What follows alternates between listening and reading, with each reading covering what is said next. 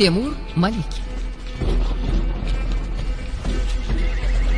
12-asrning oxiri, 13-asrning birinchi yarmida yashagan Temur Malik Muhammad Xorazmshoh hukmronligi davrida, ya'ni 1207-1215 yillarda Xo'jand hokimi bo'lib faoliyat ko'rsatgan.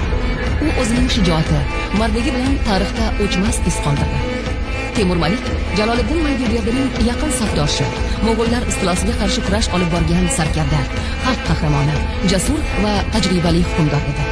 U Chingizxon o'zining sipohiylariga Xo'jandni egallashni buyurganini oldindan bilib, daryo ikkiga ajralgan yerda, ya'ni Orolda bir istehkom qal'asini qurdi.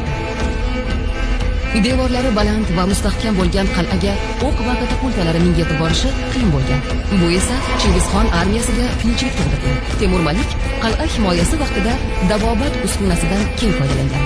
Sarkardaning Mo'g'ullarga qarshi urushida qo'llagan eng mohir usuli bu uning Sayxun suvlarida katta harbiy qayiqlardan foydalanganligidir. Ular manbalarda Zavrak deb atalgan.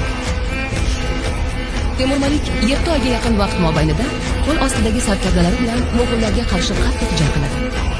Uning suvda suzish, o'q otish, kemalarni mohirona boshqarish kabi harbiy san'atni mahorat bilan egallagani Mo'g'ullarga qarshi jasoratini ta'minlab berdi. Temur Malikning Jaloliddinga borib qo'shilishi Xorazmda yangi harbiy kuchlarning paydo bo'lishiga sabab bo'lgan. Ayrim tadqiqotchilar Temur Malik Sulton Jaloliddin faoliyatining oxirigacha uning yonida bo'lganini yozib qoldirishgan. Temur Malik 13-asrning boshlarigacha Shom diyorida yashagan. Mo'g'ullar bosqini vahimasi tinchlanganidan keyin u O'sh shahrida bir yil yashab, Xo'jandga qaytadi. Tarixchi Juvayniy yozganidek, yo'lda Temur Malikni Chingizxonning nabirasi Qadaqon so'roq qilgan. So'roq paytida u o'z javoblarida mag'rur turgani, Mo'g'ullarga takalluf ko'rsatmagani uchun yosh shahzoda Qadaqon Temur Malikka o'q uzadi. Natijada jasur sarkarda jon taslim qiladi.